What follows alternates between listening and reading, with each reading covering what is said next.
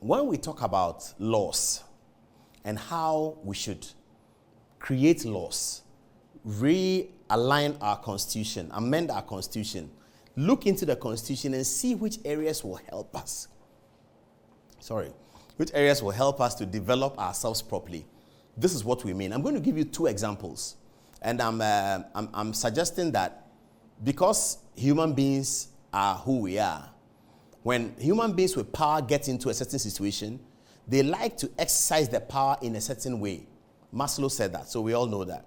The only thing that prevents human beings from exercising that power is the law. So I'm going to give you 2 presidents of Ghana. President Nkrumah and 4th Republican president. You can call it Kufuor, Rawlings, Kufuor, Mahama, Mills, each of them. The powers that were available to Nkrumah and the powers that are available to them and how it was used. Okay, let me quickly go to the touch screen. So this, the 1960 Constitution, okay? It says the judges of the, and I'm talking about Supreme Court judges. So Kwame Nkrumah sacked Supreme Court judges. Yeah, he did. He sacked several Supreme Court judges when he disagreed with them. President Kufuor didn't sack Supreme Court judges, but he complained about judgment. J.J. Rawlings did not sack Supreme Court judges, but he complained about the judgments. You know, other presidents have complained about judgments in the 4th Republic. The point I'm making here is that Nkrumah didn't sack judges because he was a bad man. That's not the reason why he sacked them. He sacked them because he wanted to sack them. Kufuor did not refuse to sack judges because he's a good man. It is because he couldn't do it. The law did not allow President Rawlings to sack judges. If you heard President Rawlings, I've been looking for the video, we didn't find it, but I'll find it and show it to you. If you heard President Rawlings berating judges at the El-Wak Stadium after the ruling in 31st December, where they said that 31st December cannot be celebrated as a public holiday, if you heard the things Rawlings said at the El-Wak Stadium that day, and even Dr. Kwesi Botchwey, I always continue to tease him with that. Dr. Kwesi Botchwey came and said that today is a working holiday because the Supreme Court has declared illegal the holiday of 31st December. Dr. Botchwey said, today is a working holiday. He stood in front of the microphone. JJ was standing behind. JJ was wearing camouflage with a kafia and quinoa and all of that. So Kwesi Botchwey was asked to address the soldiers. And he said, today is a working holiday. When the Supreme Court had outlawed the holiday, JJ was brutally angry. And he even spoke at the sessional address of 1994 about it. Few days later. So if JJ could sack judges, I bet you he would have fired those judges who gave the ruling same way as Nkrumah did. So Nkrumah did not fire the judges because he's bad. He fired the judges because of the laxity in the law that allowed him to do that. I'm going to show you what the law said. Okay. 1960 Constitution. The judges of the Superior Court shall be appointed by the President by instrument under public seal. Okay, 3.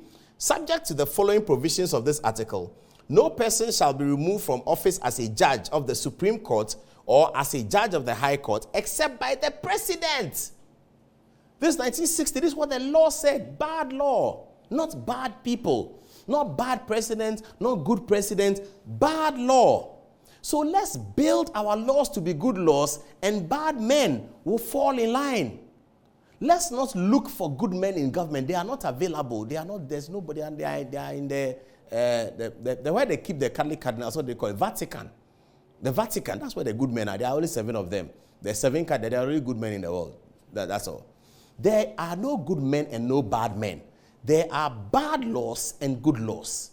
There are bad societies that are run by bad laws, and there are great societies that are run by great men. It's not the men, it is the law.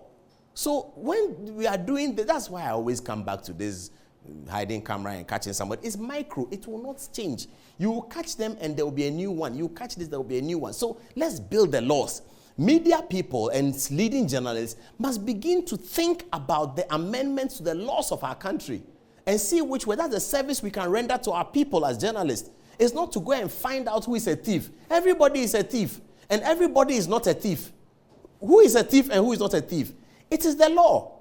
Look at the 1960 Constitution of this same Ghana, saying that the president can sack judges, except that they give a criteria by which he does it, pursuant something. It says the removal of office of the judges, except by the president. The president, he can sack judges. Today, it's not in the law. If this was the 1992 Constitution, J.J. Rawlings would have fired those judges. When the court ruled against President Kufuor in the famous Chachuchi Kata fast track case, you saw how angry he was, that he actually appointed a new judge. President Kufuor was very distraught. I bet you, If the 1992 Constitution has said a High Court judge cannot be sacked except by the President, President Kufuor would have fired those judges. But the law did not allow him to fire them.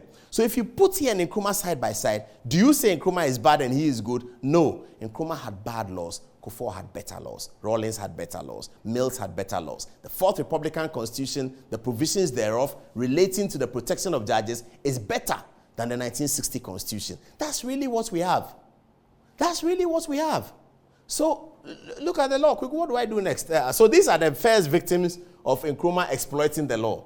When the people said, Nkrumah said that the Terry Adom-Otchere and Co had tried to overthrow my government. And so the Attorney General charged them for treason. Adom-Otchere, the Interior Minister, was included. Take them to court and put them in prison. And these two judges said, sorry, Mr. President, sorry, Mr. Prosecutor. The evidence does not back the fact that they were staging a coup. We cannot find evidence against them for treason. And so we will let them go. The president got furious.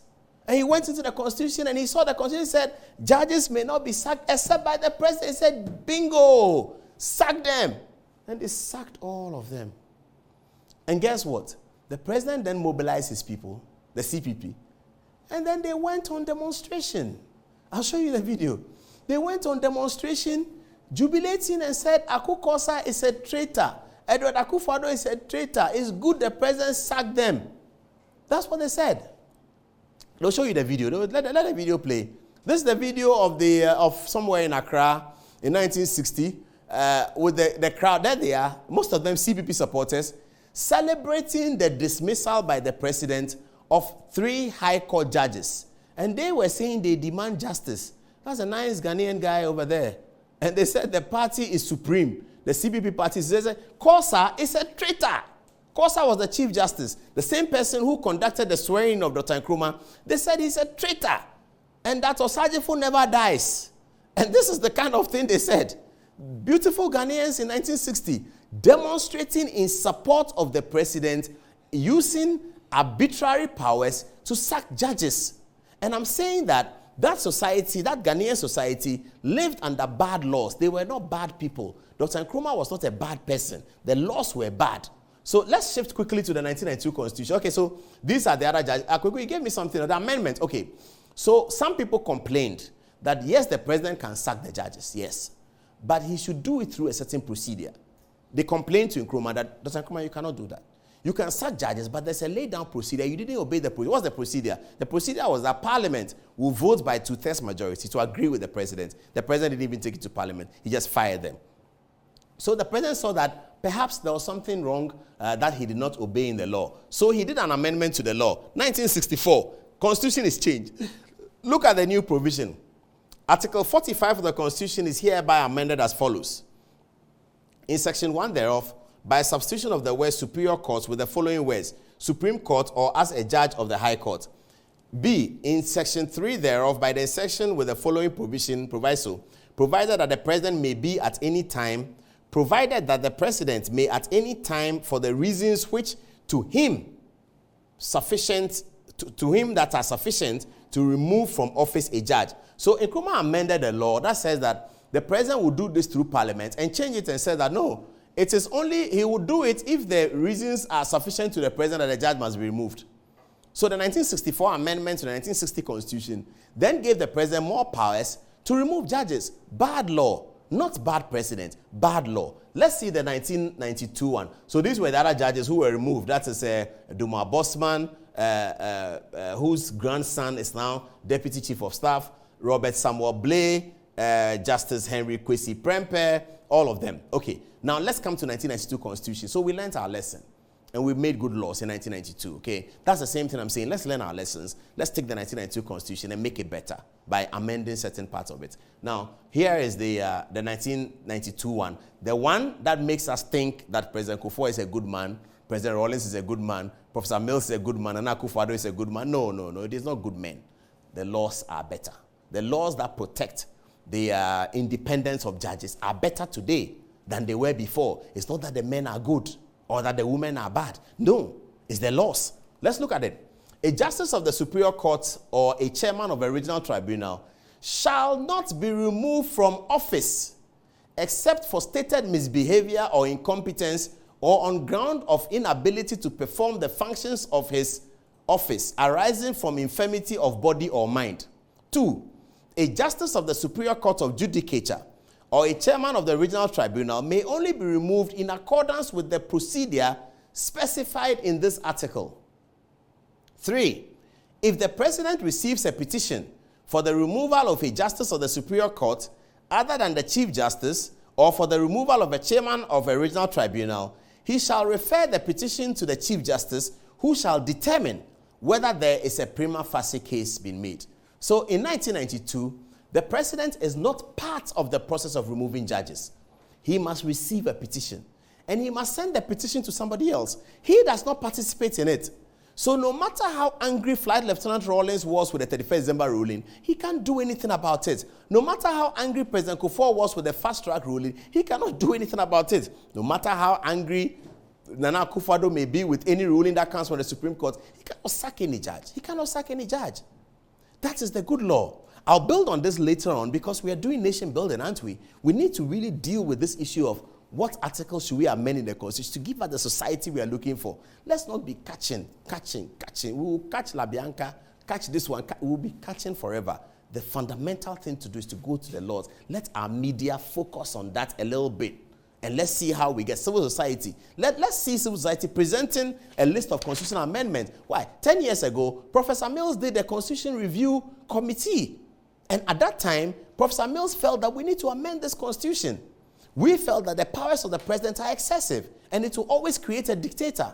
The other day, Mr. Chikata was speaking somewhere at the Professor Mills event and said that I think his attention has been drawn to the things we've been saying, that the 1992 Constitution was tailor-made for Rawlings, and he denied it. But he cannot deny it. Mr. Chikata and Mr. Kwame Nahoy cannot deny that they fashioned the 1992 Constitution for JJ to make him comfortable to continue with his dictatorship. That's why we have the 1992 Constitution. We have 1992 Constitution because Flight Lieutenant Rawlings needed to be made comfortable as a coup leader transitioning into the democracy.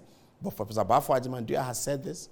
Jima Buedi has said this. Professor Michael Kwe has said it. I don't think they are all wrong. And when you look at the facts of the Constitution, it won't take you long to see that this Constitution has been fashioned and designed for a dictator. You see it. It's very obvious. And I like the fact that Mr. Chikata has responded to it. But it's a conversation we need to continue with. He has to say more than just say that, oh, it's not true that the Constitution was made for Rawlings. No, we say it's true, and we are not just saying it's true. We are saying that because of the articles and the content of the Constitution. Article 57, 58, 59. If you look at that, it's designed for a dictator.